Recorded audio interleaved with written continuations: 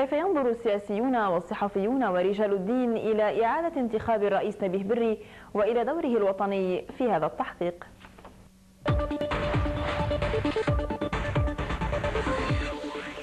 مجددا مجلس النواب إلى الواجهة، وكل الأنظار تترقب جلسة انتخاب الرئيس نبيه بري كرئيس جديد ولمدة تستمر 4 سنوات سيكون فيها لبنان على عتبة مرحلة سياسية جديدة مليئة بالتوقعات والأحداث، وتحتاج إلى قرارات وتشريعات وقوانين تدرأ عن لبنان الأخطار المحدقة به. وهذه الأسباب مجتمعة تشكل حافزا لدى معظم النواب لانتخاب الرجل القادر سلوكه ومواقفه أن يكون الحكم والمنقذ للبنانيين ووطنهم. بظن أن الرئيس بري لازم ينظر بإيجابية للي بده يعترضوا بكره ويصوتوا له بالأبيض بمجلس النواب، لأنه هو ديمقراطي مفروض.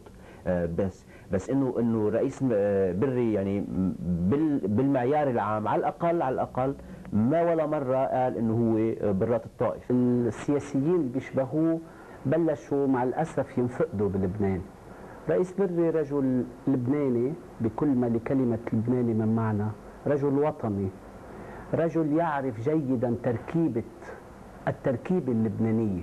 وبين قراءة لدور المجلس النيابي السابق بقيادة الرئيس بري والآمال المعقودة على دوره المستقبلي، فإن الجميع يحرص على أهمية التوصل إلى مساحة من التفاهم والحوار بين كل الأطراف اللبنانية تشكل منصة البرلمان الأرضية الصالحة لهذا التلاقي. رجل كان معتدل، ولا مرة يعني قال انه شيء برات الطائف او برات الدستور. بدون شك انا من الناس اللي عندي اعتراضات على سياسات المعارضة بالمرحلة السابقة، ومرحلة ما رح غيرها الليلة، يعني ما رح سيرك بهالموضوع. لا، عندي اعتراضات عميقة جدا، من ضمنها كان موضوع مجلس النواب.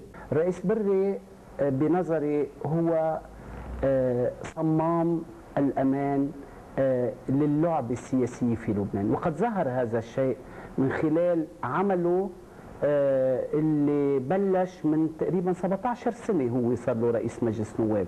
يعني كل هالفترة الرئيس بري اشتغل على الزيح، ما غلط.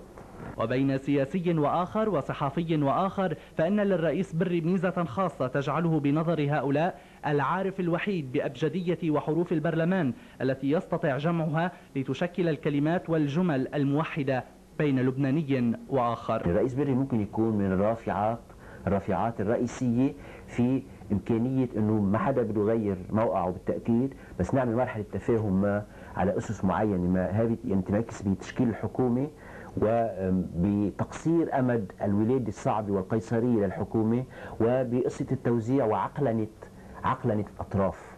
من هنا سيصعد الرئيس نبيه بري مرة أخرى إلى رئاسة المجلس النيابي، حيث تنتظره مسؤوليات وطنية كبيرة اعتاد تحملها في الظروف الصعبة، واشترح من وحيها المزيد من الاقتراحات والمعادلات والحلول للمشاكل التي مر بها لبنان.